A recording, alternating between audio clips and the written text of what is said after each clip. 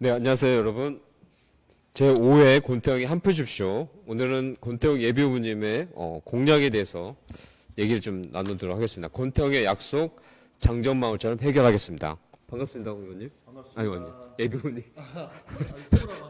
네네. 아, 이제 후보입니까? 등록했기 때문에 아, 등록하셨어요? 네. 후보라고 하시면 됩니다. 아, 그래요? 네. 이제 켜졌어요. 예, 이제 후보라고 하시면 됩니다. 알겠습니다. 네. 권태형 후보님과 네. 오늘 그 권태형의 약속, 공약에 대해서 좀 얘기를 좀 나누도록 하겠습니다. 네, 첫 번째로 환경오염, 장전마을과 또 낭산법 제정을 하시겠다 했는데 처음에 이제 장전마을을 가시게 된 시기가 언제죠? 예, 말씀드리기 전에 네.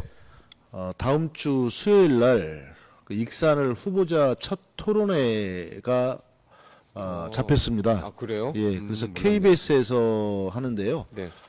다음 주 수요일 날 4월 1일 오후 10시부터 90분간 KBS 1 TV에서 생중계로 익산을 쪽에 후보 3명이 나가서 토론을 합니다. 하마터면 토론이 안 될 뻔했습니다. 아, 그래요? 예, 네. 토론 참여에 대해서 좀 네. 중간에 우여곡절이 좀 있어서 참여가 좀 어렵다라는 그 일부 캠프의 얘기가 KBS에 전달이 돼서 KBS에서 연락이 왔었어요. 토론회가 어떻게 될지 조금 더 다른 캠프들에 물어보고 다시 연락을 주겠다고 그랬는데 다행히도 네.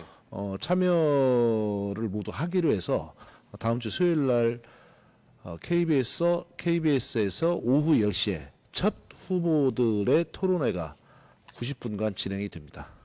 다행이네요. 네, 그래서 지금 코로나 때문에 거의 깜깜이 선거가 되고 있고 저 같은 경우에도 면 지역에는 아예 찾아뵙지 못하고 있어요. 네. 어른들이 많이 계시니까. 그래서 이 선거라는 게 한번 뽑아놓으면 4년 동안 그 일을 하게 되는데 이 코로나 상황에서 경제가 굉장히 어려워질 것 같거든요. 네. 이런 상황에서 누구를 뽑을 건지 이번에야말로 저희 익산 시민들께서 잘 살펴보시고 일할 사람을 잘 뽑는 게 굉장히 중요할 때다. 네. 그런 차원에서 TV 토론이 이제 굉장히 그 비중이 커졌어요. 사실 후보들의 정보를 유권자들이 알 수 있는 이런 기회가 이번 선거 운동처럼 이번 선거처럼 어려운 때가 또 없었던 것 같아서 4월 1일 날 KBS 첫 토론을 시작으로 해서 JTBC에서도 4월 6일 날 준비하고 있고요. 4월 6일. 예, MBC에서 4월 9일 날 준비하고 있고요.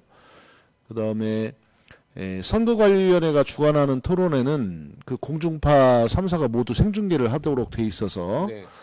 선관위가 진행하는 토론회가 또 한 번 있고요. 네.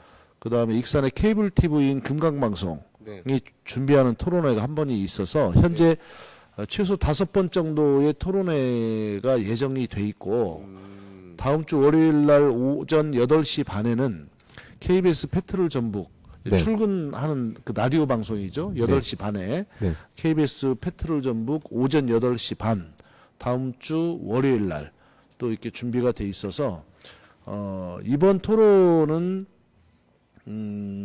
TV와 라디오가 특히 이 언론들과 방송이 유권자들에게 후보들의 어떤 정보를 전하는 그러한 좀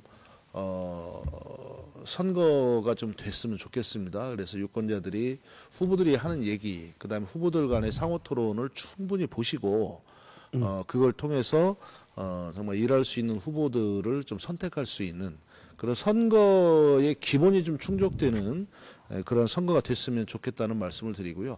일각에서 지금 TV 토론에 좀 참여하지 않겠다. 네. 이런 의사를 밝힌 이제 후보들이 계셔서 몇몇 있죠. 네. 네, 그래서 지금 전라북도의 기자들이 연명으로 TV 토론, 방송 토론 또는 이제 언론의 여러 가지 토론에 참여를 촉구하는 이런 성명도 냈습니다만은 어쨌든 TV 토론에 좀 적극적으로 좀 참여를 통해서 유권자들의 알 권리를 좀 충족을 하고 본인의 여러 가지 구상이나 유권자들의 요청 이제 이런 부분들이 선거에 중요한 그런 근거, 판단의 근거가 됐으면 좋겠습니다.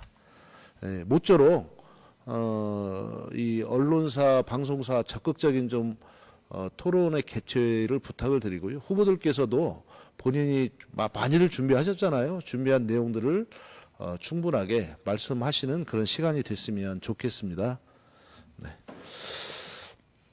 자, 코로나 때문에 이제 많이 우리가 못 나오잖아요, 시민들이요. 그렇죠. 집에서 후보자들을 검증할 수 있는 방법이 이제 토론회인데, 그렇죠. 그 중요한 토론회가 첫 번째 토론회가 이제 다음 주 수요일 오후 10시에서 90분간 네, 11시 네. 반까지 11시 반까지 KBS 1에서 KBS 1에서 익산 을지역만 익산 그런 거죠? 을지역 3명의 후보를 상대로 네. 진행이 됩니다. 아, 잘 됐네요. 진짜 이번에 확실히 네, 누구를 선택할지 네. 확실히 알 수 있는 기회가 생겼네요.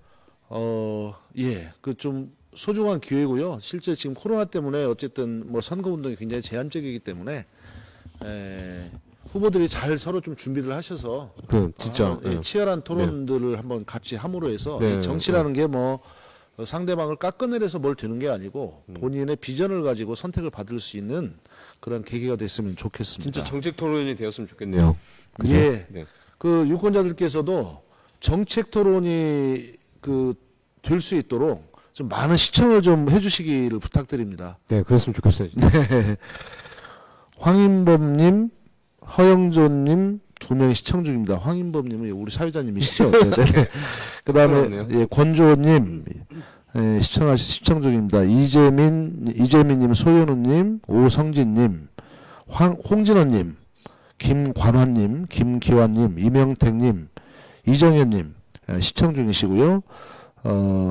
이명택님, 우리 영등 이동 시의원이시죠? 네, 맞습니다. 예, 네. 매주 일요일 정기적으로 생방송 하시면서 시민들과 소통하는 노력 보기 좋습니다.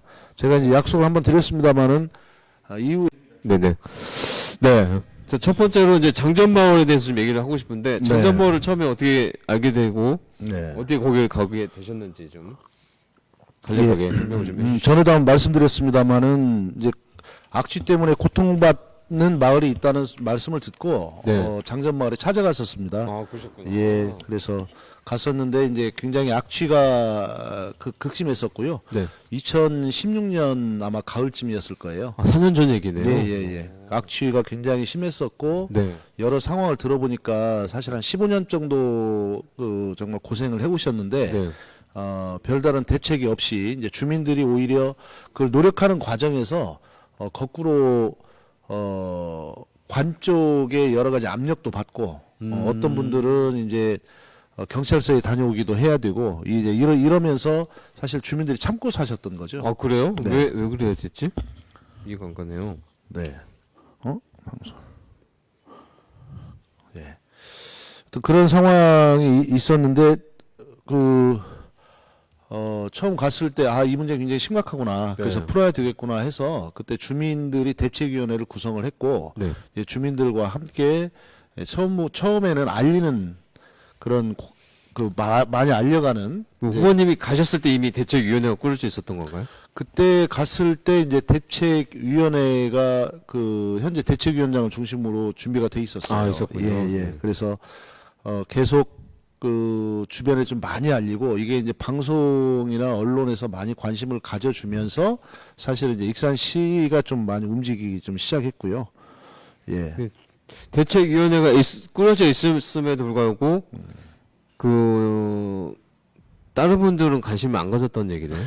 네, 그때 뭐 대책위원회 꾸려져 있었습니다만 사실 주민들끼리만 끼리만. 그걸 이제 노력을 하고 있는 상황이었고요. 네.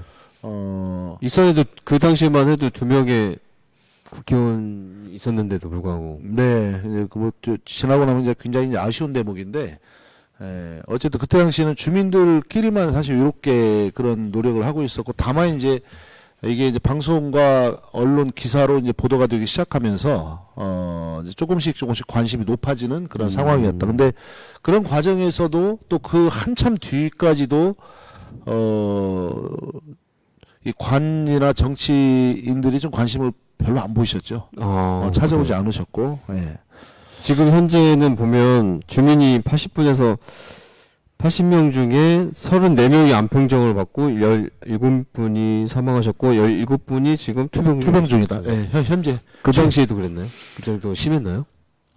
그때도 이제 심하셨는데 점점 암 환자가 이제 20 몇 명에서 34명까지 그때만 해도 벌써 쭉 계속 이제 암 환자가 새로 생겨가지고 현재 이제 34분 이렇게 된 거예요. 최근에 한 분이 추가로 생겨 34분이 됐어요. 네. 그렇구나. 그게 지금 회사가 그래서 2016년도에 이제 계속 그게 이제 문제가 되면서 사실 이제 익산시가 좀 행정 조치를 시작을 했죠. 그래서 여러 번 뭐 경고도 나가고 했었는데 대기 배출 시설에 대해서 어떤 이제 특별한 장치를 해서 예, 그런 어떤 불법적인 어떤 대기 배출 시설 또 그때 대기 오염 측정을 해보니까 이 중금속이 허용치 기준 이상으로 나오면서 대기 배출 시설 그 일부 폐쇄 명령이 내려졌고 2018년도 4월 달에 공장이 아예 가동을 중단했죠. 예, 그래서 2017년도군요. 2016년에 처음 갔었는데 2017년도 4월 달에 공장 가동이 중단이 됐고 중단이 되고 나서 바로 직후에 마을의 악취가 사라졌죠. 아, 그래요? 예. 그래서 그 뒤로부터는 확실한 거네요. 예, 예전에 그 좋았던 어떤 그 장전 마을의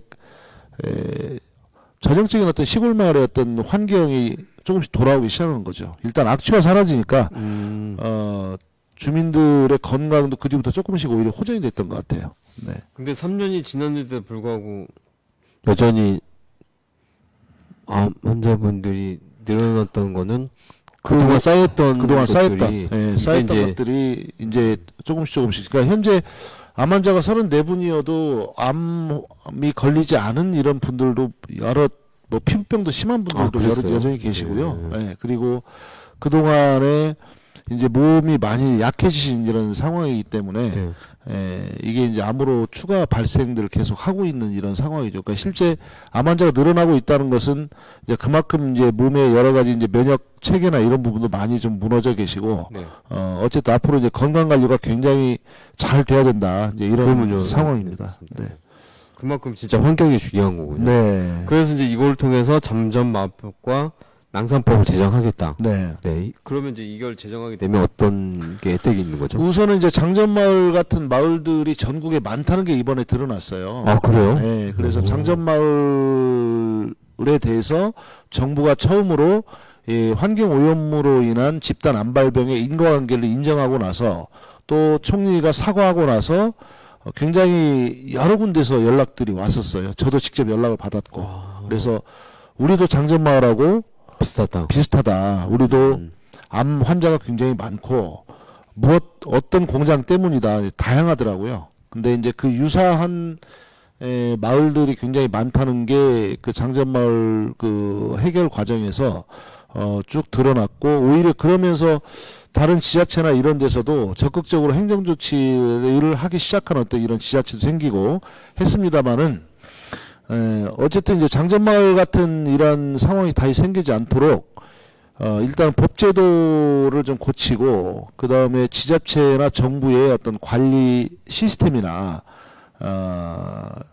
이 관리의 속도 이런 것들도 좀 제대로 할 수 있도록 여러 기구도 만들고 또 이 내부 규정도 좀 필요할 것 같습니다. 그리고 일단은 이런 사태가 안 일어나야 되지만 현재 이미 이제 많은 피해를 받은 마을들이 있다는 것들이 드러났기 때문에 거기에 대해서 적극적인 조치도 좀 필요할 것 같습니다. 그럼 장전마을법이 제정이 되어야 지금도 해결되지 못하는 그 마을들이 그 피해를 빨리 최소화시킬 수 있는 거네요. 그렇죠. 예방하고 그 다음에 문제가 생겼을 때는 빨리 검사하고 그 다음에 그 검사에 있어서 피해가 입증됐을 때는 보상과 사후 대책을 신속하게 진행할 수 있도록 이 관련된 법을 개정하거나 개정이 어려우면 실제로 장전마을 특별법을 아예 이제 만들어서 장전마을이 하나의 좋은 사례가 돼야 되는 거죠. 그렇죠.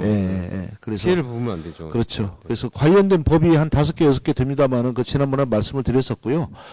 그런 법을 6가지 정도 되는 법을 개정하거나 아니면 장전마을 특별법을 제가 1호 법안으로 반드시 만들겠다 이런 약속을 드린 겁니다.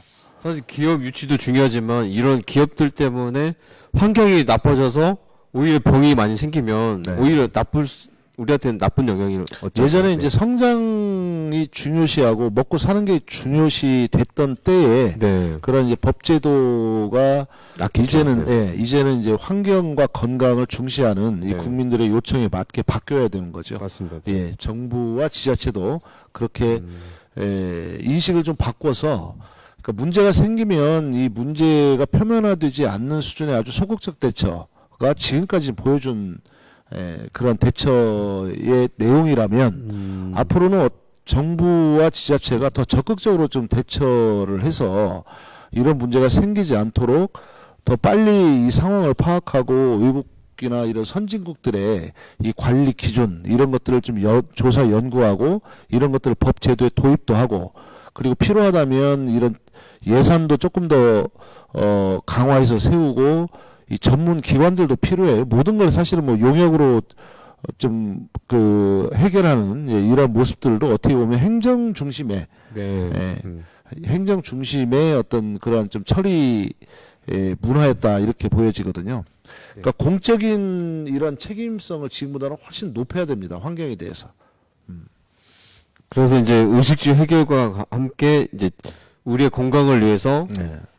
첨단 친환경 산업단지를 구축하시겠다는 공약을 또 발표하셨는데 네. 이건 또 어떤 내용을 담고 있는 거죠? 그 이것도 역시 환경 문제인데 지금 익산에 지금 동산동에서 영등동, 부성동, 어양동, 팔봉동에 이르는 이 주변에 이제 1산업단지와 2산업단지, 대규모 산업단지와 대규모 그 주거단지가 지금 붙어 있는 이런 것들 때문에 악취와 초미세먼지로 주민들이 오랫동안 좀 고통을 받아온 거죠. 네, 맞아요. 그래서 이런 것이 또 이제 다른 지역들도 또 이제 있기 때문에 노후화된 이런 산업단지 또 산업단지와 대규모 주택단지가 인접해 있는 이런 곳에 대해서 역시 마찬가지로 이제 산업단지 자체도 주민들의 어떤 주거권 또 환경권 이런 것들을 침해하지 않도록 좀 대책이 이제 앞으로 필요하다. 근데 익산에서부터 국가 시범 사업단지로 만들어서 여러 가지 이제 대기 배출 시설이라든지 아니면 대기 배출에 대한 그 기술 개선을 하는 문제라든지 어떤 쓰는 연료를 좀 개선해서 그런 것들을 미연에 좀 방지한다든지 내지는 이런 악취와 초미세먼지를 좀 저감할 수 있는 이런 수목을 식재한다든지 이런 여러 가지 종합계획을 실제로 세우고 국비로 그걸 친환경 산업단지로 만드는 이런 사업을 통해서 전국적으로 이런 사업의 하나의 좀 선도 모델을 익산 1국가 산업단지와 2국가 산업단지에서 시작을 해보겠다. 네. 이런 내용이 되어 있습니다. 그걸 통해서 좀 악취 얘기는 더 이상 좀 안 나왔으면 좋겠어요. 이쪽에서. 그리고 이 초미세먼지 같은 경우에도 어떤 주민 건강을 위협하는 굉장히 이제 치명적인 여러 가지 문제를 가지고 있기 때문에 이 초미세먼지에 대해서 적극적인 좀 대책들이 필요합니다. 첨단 친환경 산업단지 구축이 되면 지금 익산시가 가장 골치로 안고 있는 게 악취 문제하고 지금 초미세먼지가 해결되는 거네요. 완전히 해결되지는 않습니다. 왜냐하면 이제 그 산단에서만 나오는 게 아니기 때문에 그 다양한 초미세먼지는 다양하게 나옵니다. 일반 도로에서도 이제 그게 나오고 그 다음에 뭘 태우면 이게 또 초미세먼지도 발생도 하기 때문에 일상생활에서도 초미세먼지를 저감시키는 노력도 필요하고 익산이 어느 지역보다도 뭐 특별히 공업시설이 많거나 자동차가 많거나 하지 않는데 초미세먼지 1위 지역이 된 대로는 제가 볼 때는 이제 새만금 쪽에 현재 그 매립 사업으로 인한 그 먼지 발생이 굉장히 많거든요. 그 영향을 또 상당히 받고 있기 때문에 그런 문제 대책까지를 같이 세워야 되지만 우선 가까운 1국가 산업단지와 2국가 산업단지에서 발생되는 초미세먼지는 이번 그 국가 시범 사업으로 먼저 좀 정리를 하고 그 뒤에 다른 어떤 초미세먼지 발생 요인들을 좀 최소화시키는 그런 사업들이 좀 이어져야 될 것 같다 이렇게 생각이 듭니다. 그러면 이제 새만금에 날아오는 초미세먼지 막는 방법은 힘들지 않을까요? 아니요. 그 새만금 같은 경우에 현재 새만금 매립 사업을 하고 있는데 총 7억 세제곱 입방미터의 흙이 필요한데 흙이 없으니까 5억 세제곱미터의 그러니까 7분의 5에 이르는 이제 이런 정도의 흙을 뭐냐면 새만금 내부에서 파서 그걸 매립을 하고 있어요. 네. 근데 그게 이제 하구에 쌓인 아주 그 미세한 점토질이거든요. 네. 근데 요거를 이제 매립을 하다 보니까 이게 이제 매립을 해놓고 나면 이게 그냥 마른 땅이 되는 거예요. 그쵸. 물이 안 들어오니까 지금 네. 물이 막혀 있잖아요. 네. 그러다 보니까 이게 바람이 심하게 부는 날에는 먼지가 어마어마하게 날려요. 아, 그래. 예, 그래서 그 주변 김제나 군산 이쪽에 그 새만금 인근에 사는 주민들 같은 경우에는 창문을 못 열고 살아요.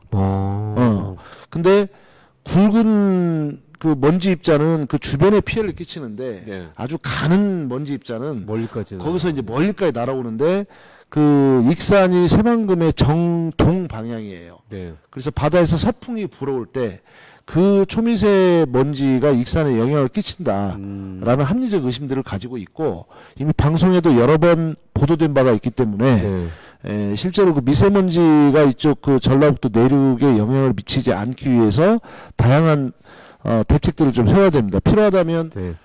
거기에 이를테면 이제 바다 식물들 네. 이런 것들을 식재한다든지 방법이 없는 건 아닙니다. 예. 근데 이제 그 초미세먼지가 새만금에서 발생돼서 전북 내륙에 영향을 미치는 거에 대해서 한 번도 적극적으로 조사를 제대로 해본 바가 없어요. 예. 근데 그렇군요. 실제로 영향을 분명히 미치고 있고 그 먼지 피해를 분명히 입고 있는 게 사실입니다.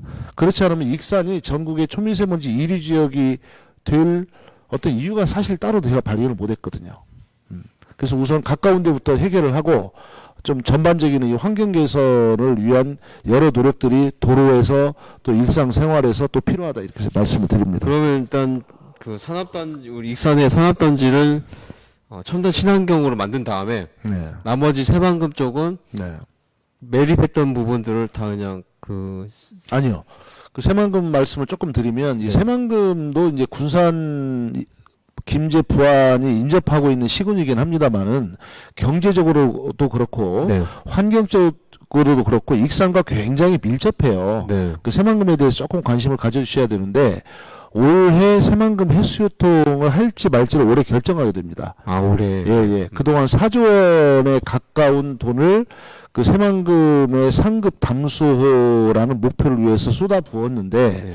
현재 새만금 수질이 거의 5급수, 6급수예요. 네.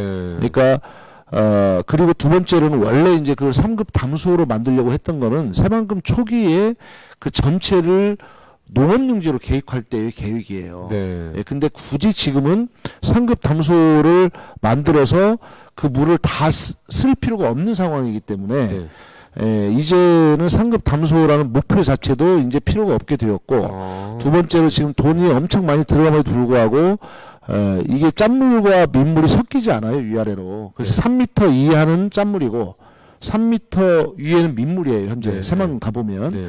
근데 위아래가 이 소금물이 무겁잖아요. 네. 그러니까 위아래가 섞이지 않기 때문에 사실 밑에가 무산수층이 돼가지고 썩는 거예요.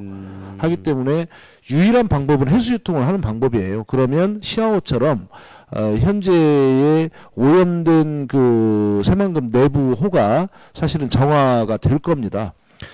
그걸 먼저 전제를 해놓고 얘기를 하게 되면 현재 해수면의 마이너스 0.5m로 새만금 그 내수호의 수위를 유지하고 있거든요. 네.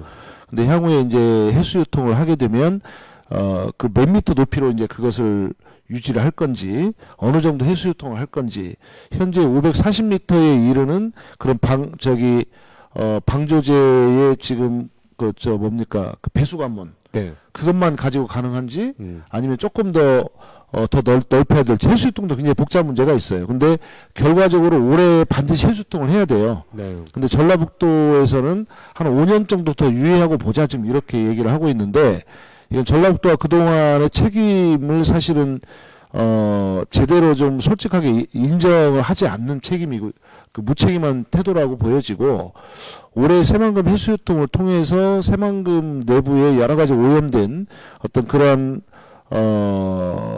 수질 개선도 좀 정확하게 하고 무조건 이제 매립 중심이 아니라 향후에 지금 만들어져 있는 땅도 거의 한 3천만 평 가까이 만들어져 있거든요. 그러니까 거기에 대해서 그 3천만 평에 이르는 땅을 어떻게 활용하면 이 새만금이 전북 경제의 근거지가 될 수 있는 건지 네. 이제 그런 것들까지 포함해서 새만금 종합 개발 계획을 다시 좀 전면적으로 재검토하고 좀 수정을 해야 됩니다. 그래서 이제 그런 것들을 통해서 저희가 이제 익산을 식품과 에너지 산업 전환의 어떤 근거지로 한번 만들어 보겠다. 그리고 넥솔론을 회생시켜서 반도체 밸류 체인을 군산과 익산을 포함해서 만들어 보겠다고 했는데 특히 에너지 문제에 있어서 이 새만금이 굉장히 중요해요. 그래서 네. 뭐 말씀이 많이 나갔습니다만은 새만금 해수유통을 전제로 하고 그렇게 되면 이제 수위 높이를 어느 정도 할 건지도 이제 결정을 해야 되고 거기에 따라서 이 미세먼지의 어떤 발생 지역이 축소될 수가 있습니다. 그리고 거기에 어떻게 이제 미세먼지 발생에 대한 대책을 세울 건지도 같이 병행해서 새만금 종합 개발 계획에 대책으로 세우고 거기 예산 투여를 해야 됩니다. 너무 이제 많은 얘기를 앞으로도 해야 되기 때문에 다만 이제 그 익산 시민들께서도 이 새만금 문제에 관심을 많이 기울여 주셔야 돼요. 향후에 새만금 문제가 우리 익산의 산업 경제와도 굉장히 긴밀하게 연관돼 있고 익산의 환경과도 긴밀하게 연관돼 있습니다. 중요한 거는 올해 새만금의 해수유통이 꼭 돼야 되는 게 중요한 거죠. 그렇죠. 네. 이제 그렇게 하고 조금 여기 지금 보면 양승무 씨 글을 하나 올려주셨는데 새만금 지역에 생명력이 강한 억새나 갈대숲, 염초 등을 조성해서 미세먼지 해소를 할 수 있을 것 같고 이게 좋은 방안입니다. 이런 방안 포함해서 충분히 대처를 할 수 있다. 다만 지금 현재는 새만금에서 발생하고 있는 먼지에 대해서 어느 정도 발생하고 있고 어떤 피해를 입히고 있는지 전혀 조사가 안 돼 있다는 자체가 문제예요. 조사도 안 돼 있기 때문에 대책도 없는 거죠. 충분히 대처할 수 있다는 말씀들을 드리고요. 예. 잠시 이제 그 장전마을로 다시 얘기를 돌아간다면 초기에 물고기 때 죽음을 당했는데 그 기업에 또 상을 줬다는 얘기는 어떤 얘기인가요? 예. 그 장전마을에 피해를 줬던 그 금강농산이라는 회사 바로 밑에 그 마을에 저수지가 있어요. 예. 그 마을에 그 저수지에 사는 물고기들이 떼죽음을 한 사건들이 있었어요. 그래요? 근데 그때 당시에 분명히 문제가 있었음에도 불구하고 그 저수지를 조사한 결과는 아무 문제 없다. 이런 거였고 네, 그 뒤에 전라북도에서 이 금강농산의 그 친환경 관련한 네. 이러한 내용의 상을 주기도 합니다. 참 모든 얘기를 하면 굉장히 이게 참 이해를 할 수 없는 이런 상황들을 다 아시게 될 텐데 현재 이 장전마을 관련해서는 저희가 따로 백서를 준비해서 발간을 할 겁니다. 왜냐하면 장전마을에 피해를 입혔던 그런 상황, 그다음에 이걸 어떻게 해결해 왔는지, 또 이게 정부가 인정을 하고 나서 이 환경관리와 건강관리를 해나가는 것과 더불어서 주민들의 피해 보상에 이르는 이 모든 전 과정을 백서로 만들어서 정부도 좀 참고할 수 있도록 하고 국회도 참고할 수 있도록 하고 이 관련된 다른 유사한 마을들 또 참고를 할 수 있도록 해서 결국 이 장전마을의 이 피해를 규명하고 향후 대책을 세우는 이런 과정이 장전마을에만 그치지 않도록 또 그렇게 해야 장전마을 주민들의 희생도 헛되지 않을 거다. 이런 공감대를 마을 주민들과 좀 가지고 있습니다. 그래서 백서도 준비해 나갈 겁니다. 백서도 만들어주고 장려마을법도 통과가 제정이 되면 진짜 다시는 이런 마을들이 발생하지 않겠네요. 이제 거기에 대해서 좀 제대로 대처를 하면 이런 상황이 만들어질 수가 없습니다. 그리고 주민들이 이제 뭔가 좀 민원 호소를 하게 되면 지자체가 주민들의 민원에 대해서 어떻게 보면 좀 민원인들이 가면 약간 좀 그 조사가 바로 안 나가나 봐요?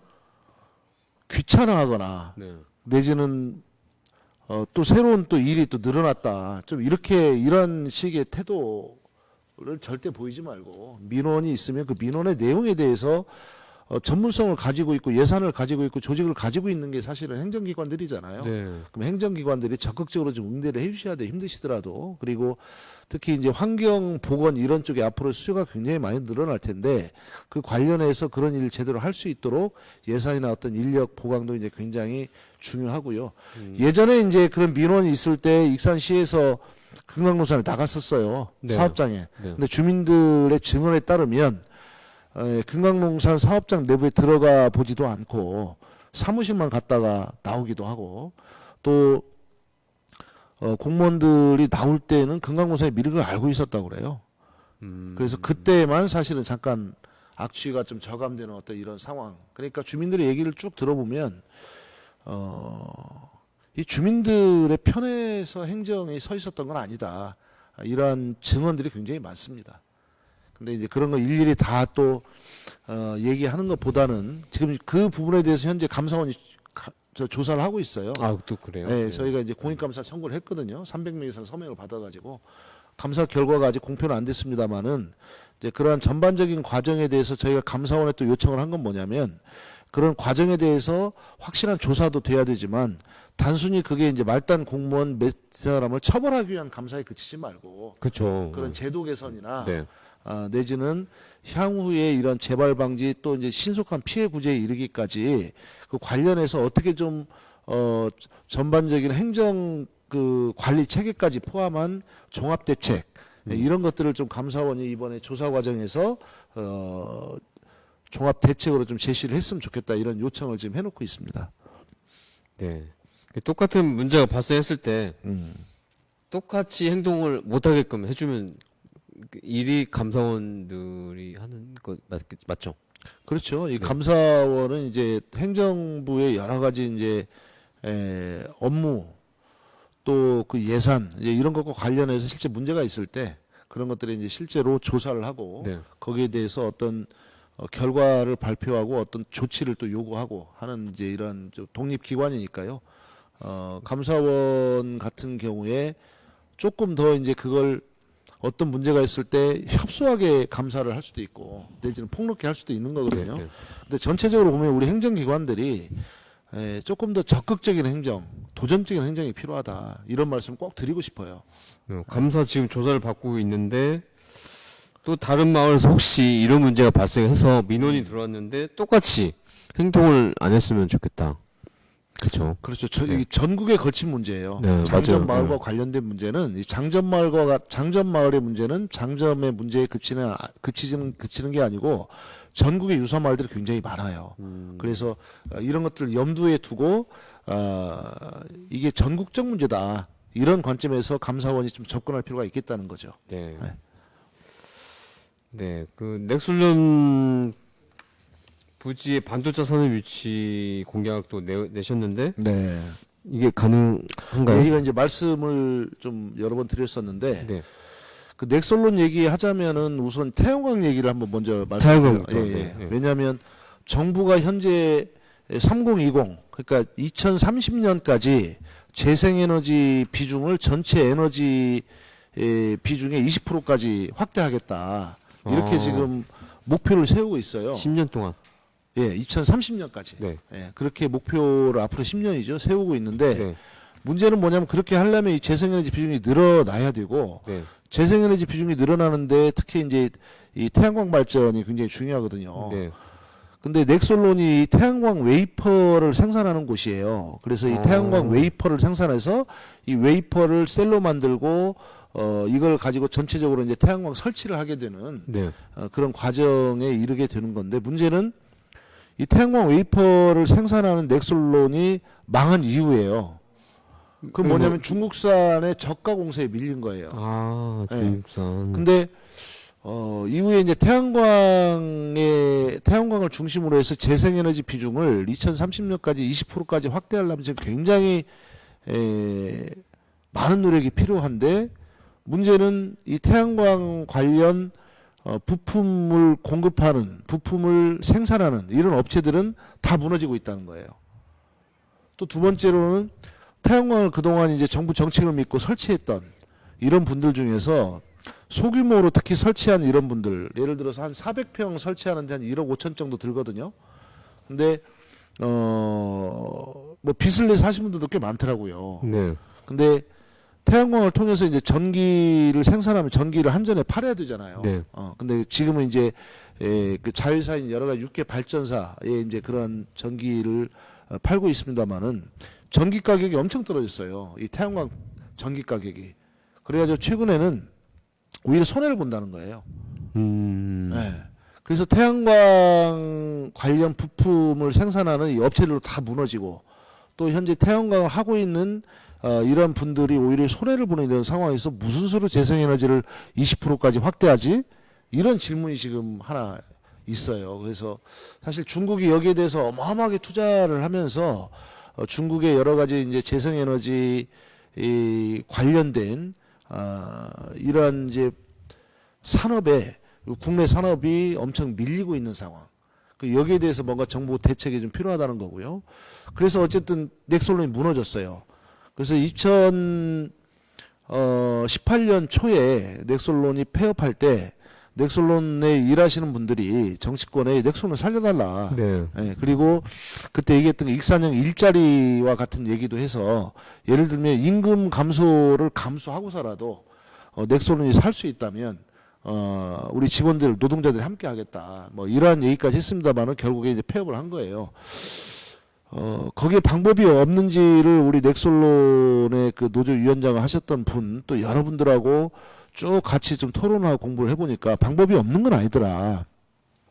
우리의 이제 주 수출 품목이 반도체인데 아까 제가 태양광 웨이퍼라고 말씀을 드렸잖아요. 네, 맞습니다. 근데 그 반도체 웨이퍼라고 해서 근데 이 태양광 웨이퍼하고 이 반도체 웨이퍼하고 이 생산 과정이 상당히 유사해요. 원료도 비슷하고요. 생산 과정도 굉장히 유사한 게 있어서 지금 반도체 같은 경우에는 우리나라가 꽤 많은 경쟁력들을 가지고 있기 때문에 주로 이제 삼성하고 그 SK 하이닉스 네. 두 업체가 이제 세계적인 업체인데 근데 그 반도체를 생산하기 위해서 그 부품을 일본으로부터 거의 한 60% 가까이 지금 수입을 하고 있어요. 네. 그게 이제 가공점 반도체라고 하는데 이 가공점 반도체를 넥솔론에서 생산하도록 하면 새로 시설을 완전히 새로 하지 않더라도 현재 넥솔론 시설을 상당히 많이 이용할 수 있는 거예요. 그런 차원에서 일본이 최근에 이제 경제 침략을 해서 굉장히 많이 어려웠잖아요. 네. 그래서 거기에 대응하는 네. 그런 차원에서라도 또 우리의 주 수출 품목인 그 반도체를 생산하는데 그 일본에서 수입하고 있는 60%의 그 수입에 대한 수입 대체를 통해서 부품 수지 자립화라는 이러한 국가 정책 방향과도 맞기 때문에 넥솔론을 이대로 방치해서 그냥 완전히 없애도록 하지 말고 넥솔론을 활용해서 일본의 수입 대체 산업으로 넥솔론의 공장이 활용될 수 있도록 충분히 할 수 있다. 그런 차원에서 이제 국가 정책적으로 이런 부분들을 수립하고 추진하고 하게 되면 현재 경제적으로도 매우 의미가 있고 그리고 부품 소재 자립화라는 이런 국가 정책과도 맞고 그다음에 최근에 이재용 그 삼성 부회장이 140조의 새로운 투자와 8만 명의 일자리 창출을 약속했기 때문에 그런 어떤 삼성의 어떤 방침에도 맞아서 이런 것들을 잘 맞춰 나가면 충분히 정치적으로 이 넥솔론을 회생시킬 수 있다. 이렇게 진짜 보고 네, 있습니다. 충분히 그래서 가능한데요. 네. 그래서 제가 꼭 이 넥솔론 회생 공약은 꼭 지켜갈 예정이고요. 현재 군산의 OCI에서 이제 그 폴리실리콘을 생산하는 그런 원료예요, 원료. 네. 폴리실리콘 생산. 그다음에 이 폴리실리콘을 가공해서 이 가공점 반도체를 만들기 위해서는 쿼츠 도가니라는 이게 필요한데 이 쿼츠 도가니를 생산하는 업체가 익산에 있어요. 근데 산업부하고 현재 4년 동안 여러 가지 국책 사업으로 해서 이 반도체 웨이퍼를 생산할 수 있는 그 과정에 필요한 쿼츠 도가니를 생산하기 위한 그 4년간의 지금 기술 개발에 들어가 있습니다. 그래서 군산의 OCI, 익산의 쿼츠 도가니, 그다음에 이 넥솔론을 회생한 가공점 반도체 생산 공정을 하나로 묶으면 전라북도가 반도체 밸류체인으로 사실은 미래 먹거리 이를 하나 확보할 수 있는 거예요. 그래서 넥솔론 회생 공약은 제가 꼭 실천하고 싶고 이후에 이제 익산 일자리를 만들어 가는데도 굉장히 중요한 공약으로 그렇게 말씀드릴 수 있습니다.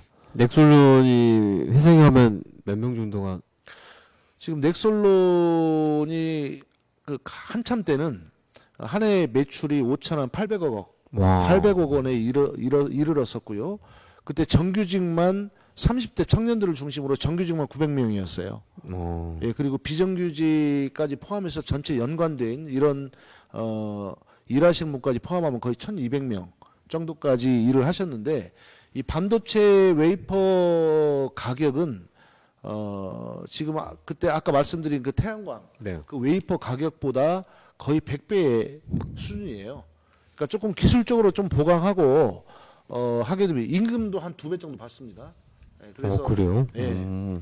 근데 이제 문제는 여기에 대해서 충분히 여러 가지 그 앞뒤가 맞아 떨어지고 이 전후방 연관 효과도 상당히 크기 때문에 만약에 이게 이제 제대로 넥솔론 공장을 활용해서 일본에서 수입하고 있는 60% 정도의 가공전 반도체에 대해서 수입 대체 산업으로 이걸 육성을 하겠다.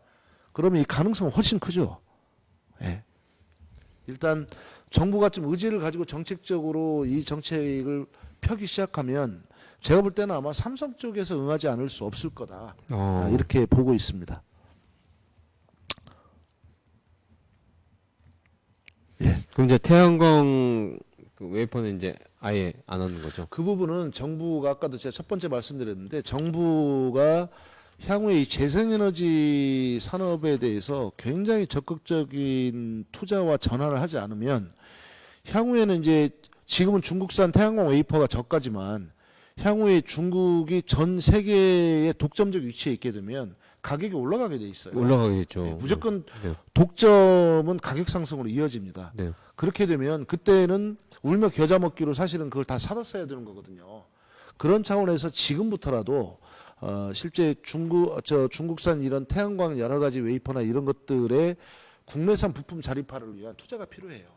그것도 정부가 정책적으로 이 재생에너지 사업들을 이 국책 사업을 키우겠다고 그러면 이 태양광의 부품 소재 산업이나 아니면 태양광의 여러 가지 이 전기 가격도 이제 고정 가격과 변동 가격이 있어요. 그 이제 알리시라고 얘기하는데 얘기하면 굉장히 길어지는데 증권 시장처럼 이를테면 이제 이 알리시 시장이 따로 있어요. 이제 그런 부분에 대해서 여러 가지 이제 시장 조성까지를 포함해서 태양광 부품 소재 산업에 대한 적극적 투자, 그 다음에 이 태양광 사업에 국민들이 좀 함께 할 수 있도록 하는 이런 어떤 전기 가격의 보장, 이 두 가지를 정부가 정책적으로 좀 집중을 해서 향후에 재생에너지 사업에 있어서도 이 기본적으로 국내 생태계를 형성해야 된다. 이게 굉장히 중요한 하나의 앞으로의 국책 과제가 될 겁니다. 그렇군요. 어렵죠? 네, 사실 근데 어쨌든 오늘 지금 말씀드리고 있는 이런 내용들은 큰 틀만 잘 관심을 두고 계셔도 굉장히 이후에 이런 얘기였구나 하는 걸 아시게 될 겁니다. 홍진호님께서 예.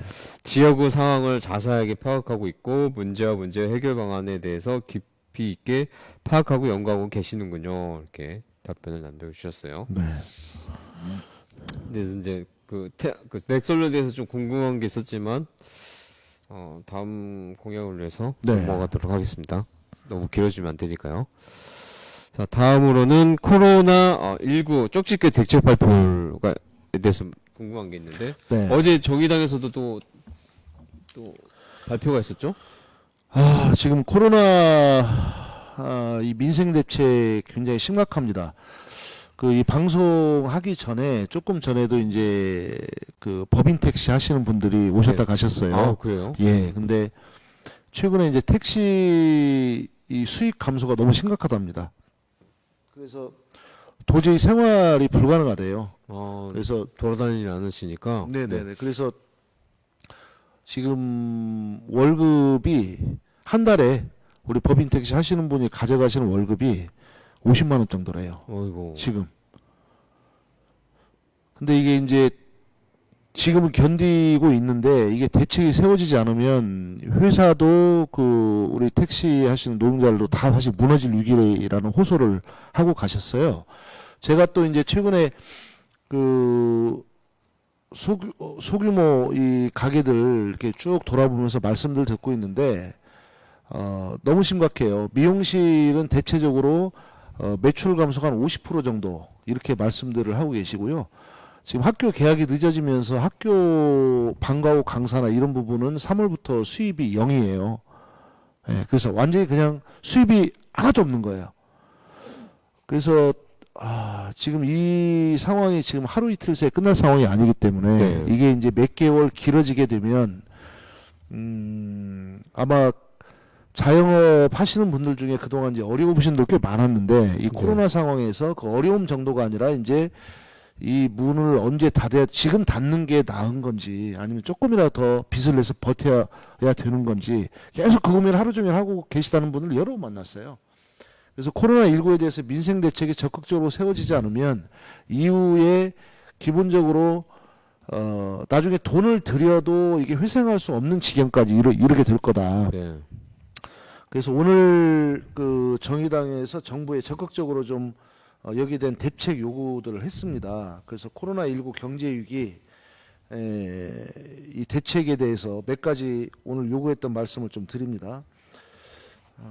첫 번째로는 전 국민에게 100만 원 재난 기본소득을 지급해야 된다. 왜냐하면 현재 그 소비가 완전히 끊긴 상황에서 생산 소비의 그 경제 생태계가 거의 이제 무너지기 직전이어서 실제 좀 소비를 할 수 있는 소비 여력, 최소한의 생계 여력을 만들어야 된다는 차원에서 지금 각 지자체가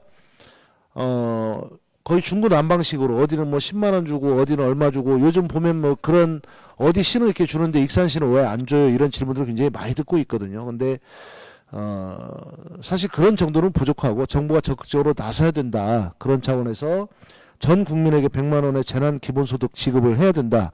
이건 전부터 한참 말씀을 드렸던 내용입니다. 한 52조 정도의 추경이 필요하다. 이런 말씀들을 드리고요. 그 다음에 정부가 지금 100조 원 기업 지원을 발표했는데 100조 원 기업 지원에 대해서는 필요하다 이렇게 인정을 합니다. 동의를 하고요. 다만 97년도에 IMF 위기가 왔을 때 그때 결국 여러 그 정부 대책을 통해서 어떤 상황이 생겼냐면 비정규직이 엄청 늘어나고 양극화가 엄청 심해져 버렸어요. 또 그때 해고 사태가 어마어마하게 일어났었습니다. 그래서 기업 지원하는 건 굉장히 좋은데 다만 해고 없는 기업 지원의 원칙을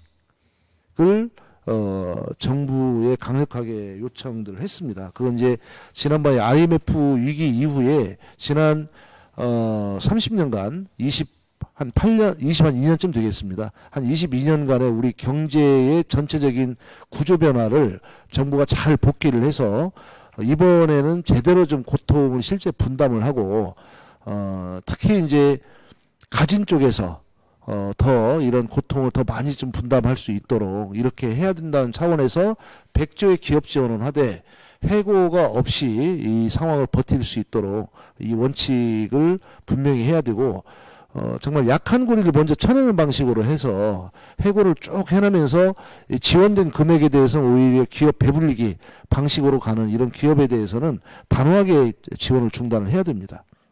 네. 러시아 보니까 4월 5일까지 일주일 동안 유급 휴가를 전 국민에게 냈더라고요. 두 번째고요. 그래서 세 번째는 자영업 소상공인 대출 지원을 해야 돼요. 지금 사실은 이제 운영비에 굉장히 한계를 지금 호소를 하고 있는데 죄송합니다. 50조 원을 추경 편성을 해서 5년 만기로 무이자 대출을 해야 된다. 이런 요청들을 했습니다. 570만 자영업자들이 있는데 지금 현재 이제 뭐 전혀 매출이 급감을 하고 아예 매출 자체라고 얘기할 수 없는 이런 수준까지 이루고 있기 때문에 향후 3개월간 임대료와 세금, 공과금 이 지출을 직접 지원해야 된다라는 어떤 이런 요청을 함께 했었습니다. 그래서 24조 7천억 원을 투입해서 앞으로 3개월간 300만 원 정도의 임대료 지원과 더불어서 세금, 공과금을 3개월간 100% 면제하는 이런 방안들을 정부가 적극적으로 검토해달라. 또 아까 좀 말씀드렸지만 50조 원을 추경 편성해서 5년 만기 무이자 대출도 적극적으로 검토해달라. 이런 세 번째 자영업 중소상공인 대출 지원 요청을 했고요. 네 번째로 630만 불안정한 비정규직 노동자에 대해서 3개월 정도 버티기 생계 지원을 해야 된다. 이런 말씀을 오늘 요청을 했습니다. 특히 그중에서 취약계층은 579만 명에 달하는 임시 일용직 노동자, 그리고 프리랜서나 학원 강사 등 54만 명의 플랫폼 노동자들입니다. 그래서 이런 부분들 같은 경우에 생계대책이 굉장히 막막한 실정이어서 아까 100만 원의 재난 기본소득과 별도로 최소 3개월의 어떤 생계지원금 지급이 검토돼야 된다. 다섯 번째로 그 취약계층들입니다.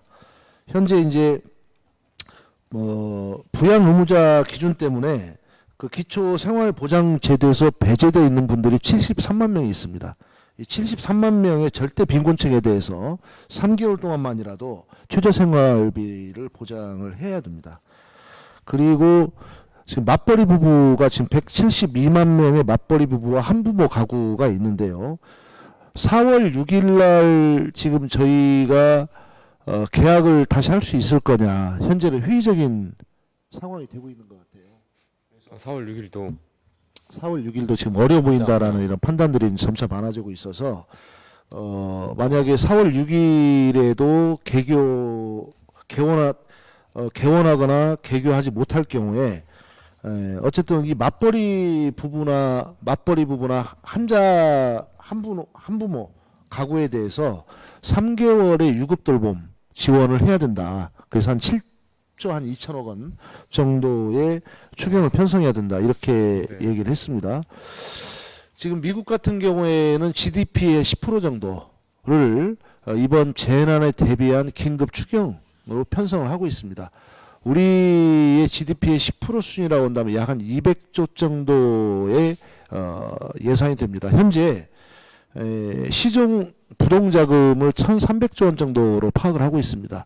이 시중 부동자금의 1,300조 원에 이르는 이 자금을 국채로 적극적으로 좀 흡수를 해서 이 부분을 아까 말씀드린 그런 어떤 추경 편성과 더불어서 향후에 산업 전환의 적극적인 대규모 공공 투자로 좀 이어지게 해야 된다. 그래서 그린 경제 전략을 저희가 발표를 했습니다만은 향후에 한 3년 내외에 150조 규모의 대규모의 어떤 그린 뉴딜의 어떤 산업 전환 투자 계획을 함께 병행해 세워야 된다. 이렇게 오늘 그런 얘기까지를 했습니다. 그래서 정부에서 지금 계속 대책들이 나오고 있습니다만은 지난번에 얘기했던 11조 7천억 원의 추경, 지난번에 편성했던 11조 7천억의 추경이 매우 부족하다. 그러면서 100조 원의 어떤 기업 지원과 더불어서 여러 가지 이제 추경들을 얘기를 하고 있습니다. 그 추경안은 매우 종합적이고 매우 공격적이어야 된다. 다른 나라들에서 GDP의 10%에 이르는 이런 추경을 지금 하고 있는 그런 상황에 대해서 적극적으로 벤치마킹을 좀 해서 대한민국에서도 이 추경과 더불어서 이 산업전환에 대비한 적극적인 투자 계획까지를 해야 된다. 이걸 지금 오늘 발표를 했습니다. 예. 네. 많은 발표. 그럼 제가 총 대출 계산하면 한 200조네요. 네, 한 추경이? 200조 원 정도에 가까운 내용이고요. 네. 이게 가능한가요? 추경이? 실제로 정부가 하겠다고 하면 아주 비상대책으로 네. 충분히 가능하다고 보고 있는 거예요. 그리고 가능하게끔 정부가 대책을 수립을 해야 되고요. 네. 현재 그 대기업의 사내 유보금으로 쌓여 있는 게 거의 1,000조 원에 이르고 있어요. 투자를 안 하고 있고 쌓아두고 있는 게. 네. 그다음에 시중에 이런 부동산이든 어디든 뭔가 투자처를 찾고 있는 이런 시중의 부동자금. 이 액수가 상당히 막대한 거예요. 근데 이런 것들이 제대로 좀 투자처를 찾을 수 있도록 또 정부가 이런 데 물꼬를 좀 돌릴 수 있도록 국채 발행을 포함해서 적극적인 어떤 재원 마련과 더불어서 이 코로나19에 대한 민생 대책을 정말 적극적으로 향후에 어떤 3년까지의 어떤 재정 투자까지를 보고 세워야 된다 이런 말씀을 드리는 겁니다. 네.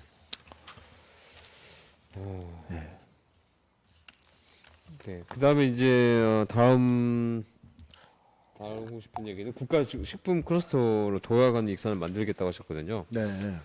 여기 보면 다문화 농업 식품 대전 개최? 이건 네. 뭐죠? 아, 예.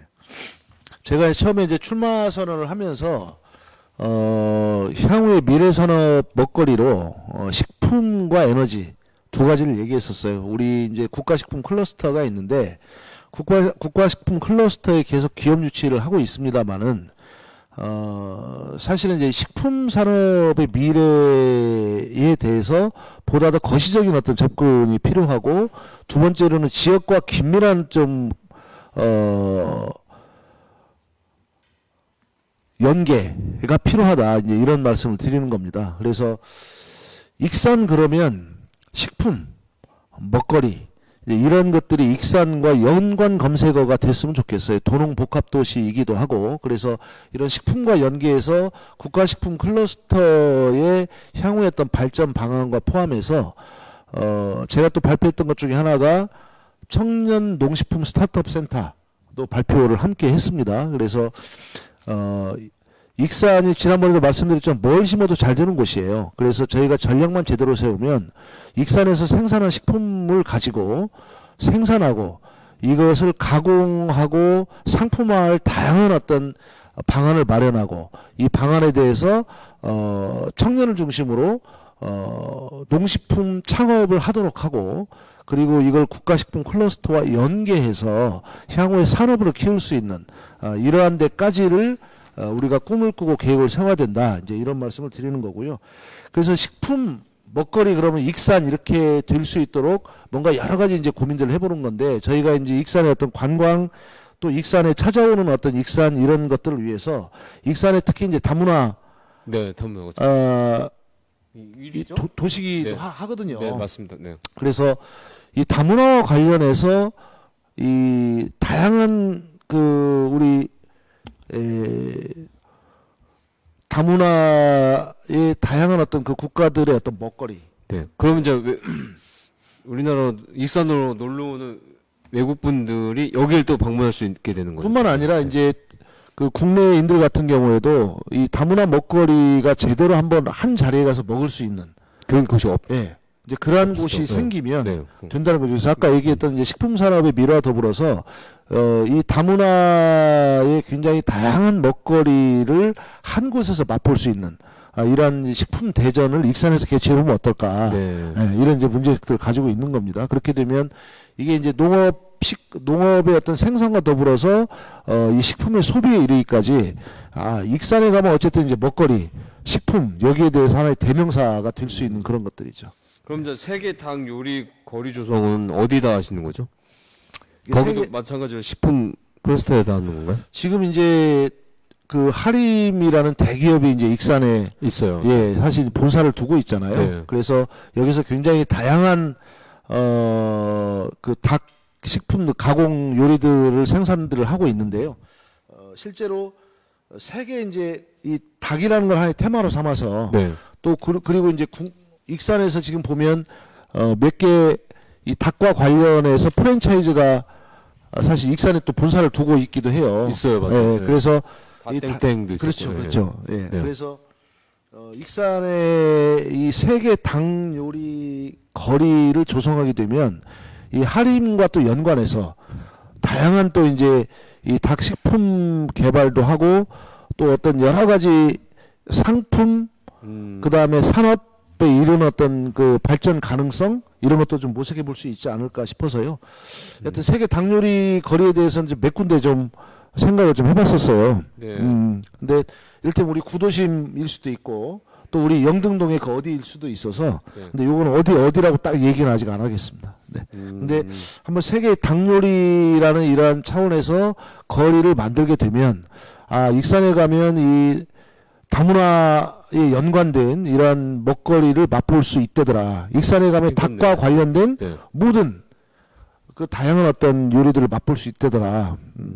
그럼 다문화 먹거리나 세계 닭요리 닭요리 거리나 세계 닭요리 거리 네. 연관이 돼 닭요리는 있죠. 한 동에 있는 게 아니고 찢어 놓습니까?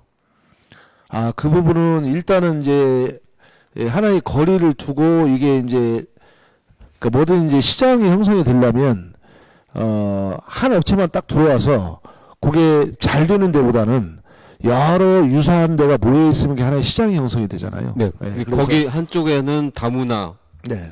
세계 요리 거리가 아까 되고. 이제 다문화 농업식품 대전은 네. 하나의 이벤트예요. 아. 네, 그래서 그걸 이제 하나의 지역에서 상설 네. 할 수 있을지는 이제 식품 대전이 잘 된다면 이제 상설화 가능성도 보는 거고 이게 세계 닭요리 거리 조성은 실제로 이제 예. 상설적인 상설적인 거리죠. 거리 조성은 닭 요리로 하는 거고 네. 다문화는 그냥 하나의 이제 네. 그렇게 하는군요. 그 저기 이벤트로 네. 실제로 한번 준비를 해보는 겁니다. 그러면 여기 이제 익산에 살고 계신 이제 다문화와 관련된 많은 분들이 이제 고국의 원래 고향의 네. 이런 요리들을 가지고 익산에서 한번 다 참여를 하는 이제 그런 이제 그 계기가 되는 거죠. 근데 실제로 이제 치킨 거리는 남부 지역 남부 시장에 있거든요. 네네네. 그럼 거기에 별도로 여기는 이제 세계 닭요리 거리니까 닭은 세계적인 식품이잖아요. 네. 닭을 안 먹는 곳은 없단 말입니다. 네. 그래서 거기는 별도로 이제 다른 지역에다 거리를 만들고. 그렇죠. 거기 그러면 이제 남부 시장은 한국형 닭거리를 만들고 그렇죠. 그렇게 하면 되겠네요. 그러면 서로 경쟁도 되고. 네. 네, 좋은데요. 네. 뭐 공약들이 되게 많은데 그 이 중에서 공약을 다 오늘 말씀드리긴 어려울 것 같고요. 한번 이렇게 마지막으로- 여러 상상력을 한번 발휘해보는 뭐 그런 공약도 네. 네, 마지막으로 청년 미래를 꿈꾸는 희망찬 익산을 만들겠다. 네. 요거를 할까요? 비준규직 걱정 없는 익산을 할까요? 아니 뭘 해도 좋습니다만 아까 청년 뭐 기왕에 말씀 청년으로 꺼내셨으니까 하죠. 네, 알겠습니다. 지금 제가 이제 청년 농식품 스타트업 센터를 구축하겠다 이제 이런 말씀을 드렸고 아까도 이제 조금 전에 이제 그 청년 스타트업 센터 농식품 스타트업 센터 요거를 이제 말씀을 또 드렸습니다만은 일단은 청년들이 실패를 두려워하지 않고 네. 실제 무언가를 할 수 있는 그런 환경을 네. 조성하기 전에는 무엇을 하기가 굉장히 어려운 거예요. 어렵죠. 한번 실패하고 나면 네. 사실 뭘 못하니까. 근데 어쨌든 이제 도농 복합 도시 또 이제 식품 미래 산업으로서의 식품 산업 또 국가 식품 클러스터 이런 것들을 연관을 해서 결국에 하나의 농업 생산품을 가지고 먹거리뿐만 아니라 뭐 화장품, 의약품까지 이렇게 연구하고 이것을 이제 고부가가치 상품화할 수 있는 이런 가능성을 모색을 한다는 전제 하에서 실제로 이런 것들을 창업으로 연결시켜낼 수 있는 그런 여러 가지 고민을 할 수 있는 이런 공간, 그 다음에 어떤 전문가의 조언, 또 어떤 창업 비용, 또 이것들이 결국에 구체적으로 기존의 어떤 기업과 연계될 수 있는 어떤 연계망까지 포함해서 여튼 농식품을 주제로 해서 창업을 하고 싶은 청년들은 익산으로 다 모여라. 그런 차원의 청년 농식품 스타트업 센터를 구축을 해보겠다. 농업을 살리는 것이기도 하고 농민들에게 어떻게 보면 보다 이제 고부가가치로 판매되는 이러한 좀 상품화를 통해서 이익을 청년들과 함께 나누어 갈 수 있는 어떤 그러한 계기이기도 하고 그런 차원의 청년 농식품 스타트업 센터 구축에 굉장히 중요한 공약의 하나로 발표가 된 거고요. 또 하나는 저희 당에서 발표한 것입니다만은 지금 현재 빈익빈부익부가 너무 심해서 네. 청년들이 본인들의 공부와 미래를 열어나가는 데 있어서 굉장히 자산이 없어요. 기본적으로. 그렇죠. 예, 특히 이제 그 자산이 없는 청년들 같은 경우에는 결국 알바, 단기직 네, 알바나 아니면 네. 대학교를 다닌 네네네. 학생들은 네. 대출을 받아가지고 네네네. 네, 학자금 대출 받아서 네. 그렇게 하고 결국에 이제 취업에 이르지 못하면 이제 고향을 또 떠나고 네. 그러니까 굉장히 불안정한 상황이라는 네. 겁니다. 그래서 적어도 사회적으로 청년이 이 학업과 그리고 이 사회의 초기적인 이 출발을 적어도 출발선에 있어서 최소한의 어떤 공정을 좀 보장할 수 있는 방안은 없겠는가. 이제 이런 고민을 하면서 당에서 발표한 게 청년 기초 자산제입니다. 이거는 만 20세 되는 청년에게 일괄적으로 3천만 원씩 지급을 하겠다. 이런 건데요. 무조건요? 네, 무조건요. 근데 이제 만 20세 되는 청년에게 3천만 원을 지급하면 그 준비도 않는 청년들이 잘 쓸 수 있겠어? 이런 뭐 걱정을 하시는 분도 계신데 이제 그런 내용은 사실은 보완해 가면 되는 문제고요. 실제로 3천만 원씩 20세가 되면 정부에서 일괄 지급을 한다가 딱 제도화돼 있으면 그 3천만 원을 어떻게 쓸지를 굉장히 많은 청년들이 미리 전제를 놓고 고심을 하겠죠. 잘 쓰는 그쵸. 청년도 있겠지만 네. 잘 못 쓰는 청년도 물론 있겠지만 네. 거기에 대해서 어떻게 잘 쓸 수 있는가도 여러 가지 아이디어나 또 그 잘 쓸 수 있는 이 방안에 대한 굉장히 많은 고민들이 또 형성이 될 거라고 보고요. 어쨌든 되지도 않은 것들에 대해서 미리 이제 고민하는 것보다는 이 3천만 원 의미가 뭐냐 그러면 현재 이제 상속세하고 증여세가 1년에 한 8조에서 9조 정도 거쳐요. 네. 근데 20세 되는 청년들에게 한 3천만 원씩 지급하는데 약 한 14조 원 정도 14조 한 5천억 원 정도 듭니다. 아, 그래요? 예. 근데 1년분의 상속세 증여세를 포함해서 여기에 현재 이제 뭐 종합부동산세나 말 그대로 좀 이 조세 제도를 좀 잘 정비하고 정말 불효불급하게 좀 아낄 수 있는 이런 것도 좀 아껴서 네. 8.5조 원에 조금 더 보태면 14.5조 원을 못 만들어낼 이유가 없는 거예요. 그래서 매년 이 청년 기초 자산제를 시행함으로 해서 사회에 처음 진출해야 되는 청년들의 최소의 자산을 공정하게 한번 지급을 해보자 이런 겁니다. 쟁점이 되고 있는데요. 그동안에 뭐 진보 정당들이 쭉 얘기해왔던 모든 공약들이 초기에는 쟁점이었다가 후반부에는 대선 주자들이 전부 다 도입을 하고 그게 실제 거의 제도화된 이런 선례들이 있기 때문에 실제 이와 유사한 어떤 문제의식들이 충분히 저는 채택되어 나가리라고 봅니다. 예. 네. 이 두 가지만 우선 말씀을 드릴게요.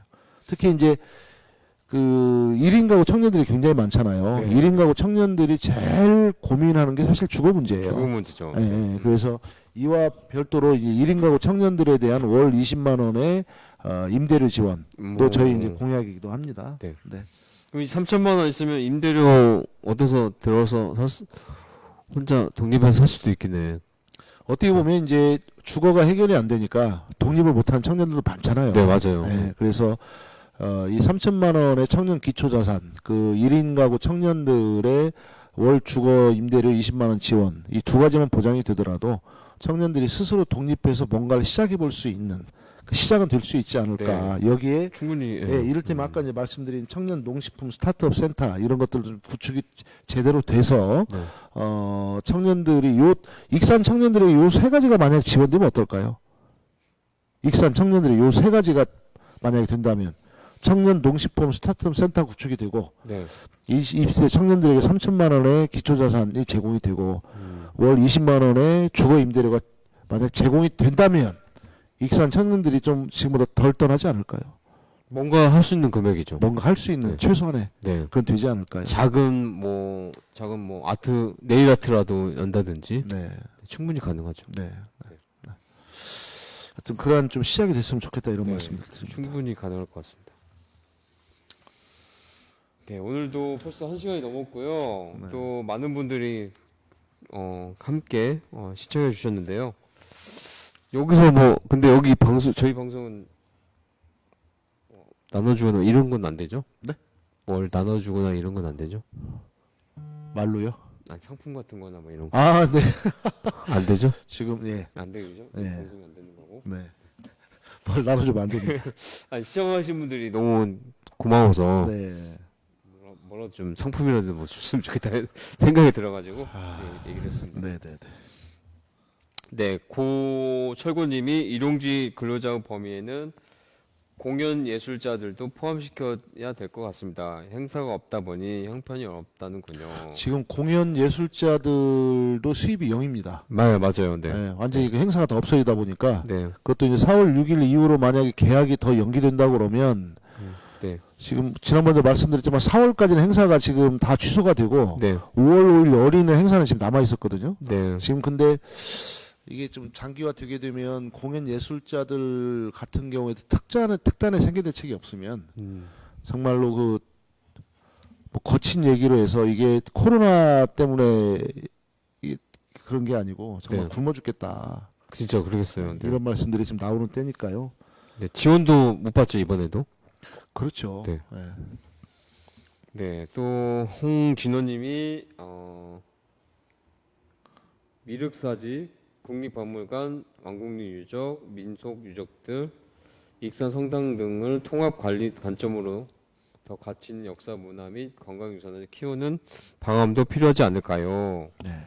네, 그 방안도 있는데요. 오늘 되게 많이 길어져가지고 네, 너무 길어. 네, 다음에 네. 그 얘기를 좀 더 나누도록 할게요. 아까도 이제 감사합니다. 말씀드렸는데요. 그 4월 1일 날 수요일 날 저녁 10시에 익산 을 선거구의 후보 3명이 실제로 이제 토론을 하게 되는데 그 토론 주제 중에 하나 그 들어가 있습니다. 그래요? 예, 수요일 날. 진짜 관심 있게 봐야겠네요. 예, 예. 그런 것도 들어가 있고 여러 가지 이제 후보들 간의 상호 토론도 이제 공약 검증부터 시작해서 자유 토론까지 다 있기 때문에 네. 예, 아마 그거 한번 보시고 나면 궁금해하시는 여러 익산의 좀 요청들 이런 것들에 대해서 후보들의 대안들 이걸 한번 충분히 보실 수 있을 겁니다. 그 KBS 원 방송이 유튜브로도 해주나? 예. 해줘요? 예, 예. 그 공유. 그다음에 이제 페이스북에서도 페이스북이요. 그때 같이 생방송을 한다고 합니다. 그래요? 예, 네, 잘 됐네. 네. 꼭 시청하도록 하겠습니다. 네. 네, 오늘 주제는 권태웅의 공약 이모저모입니다. 네, 많은 얘기들을 나눴고요. 다음 아직 나누지 못한 공약들이 많은데 다음 시간에 또 남은 네. 공약들을 나누도록 하고요. 네, 오늘도 시청해주신 여러분 감사드리고요. 그 코로나로 인해서 많은 분들이 지금 힘들어하고 있는데 네. 정부가 정말 적극적으로 나서서 네. 이 어려울 때 많이 도움을 줄 수 있는 정책들, 네. 정말 대책들 많이 세워서 시민들이 국민들이 어렵지 않도록 해주시면 네. 좋겠네요. 정부가 정말 적극적으로 대책을 세워서 단기적 대책과 더불어서 장기적인 어떤 산업 전환 대책까지 제대로 좀 마련되기를 바랍니다. 네, 진짜 그래서 네. 좋겠네요. 네, 제 5회 권태웅의 한표접쇼 네. 오늘 여기서 마치고요. 다음 시간에도 더 좋은 내용으로 찾아뵙도록 하겠습니다. 예, 봐주셔서 감사드리고요. 네. 계속 공부하고 또 계속 말씀을 들으면서 그런 대책들 소통들 계속 해나갈 수 있도록 노력하겠습니다. 오늘 함께 봐주셔서 감사드립니다. 정의당이 몇 번이죠? 오늘 처음 입고 나왔습니다. 네, 못 봤어요. 저도. 6번입니다. 네, 6번. 네, 네. 6번. 그 후보 등록 이틀째 저녁에 번호가 확정이 됐습니다. 이것도 참 코미디 같은데요. 어쨌든 6번으로 확정이 됐습니다. 오늘 이거 처음 입었습니다. 작년에 5번 아니었나? 근데 이제 저번에 선거 때? 저번 선거 때 5번이었죠. 네, 근데 어떻게 또 밀렸어? 국회의원들이 이당저당 왔다 갔다 하시는 바람에 그래. 6번으로 밀렸습니다. 어쨌든 이번에 6번입니다. 네. 6번은 어떻게 표현할지 고민됩니다. 이렇게 하죠, 이렇게. 네? 그래서 이렇게 돼봤습니다. 이렇게 6. 네, 맞네요. 왼손으로 육. 예. 네. 이렇게 네, 그럼 요걸로 마칠게요, 오늘. 오늘 한번 연구를 해봤습니다. 6번. 네. 권태용 6번입니다. 네, 권태웅 6번 잊지 말아주시고요. 제 5회 권태웅 한표쇼 오늘 여기서 마치겠습니다. 감사합니다, 여러분. 감사합니다. 아까 생각했는데 깜빡 잊을 뻔했어요. 잘 지적해 주셨네요. 네.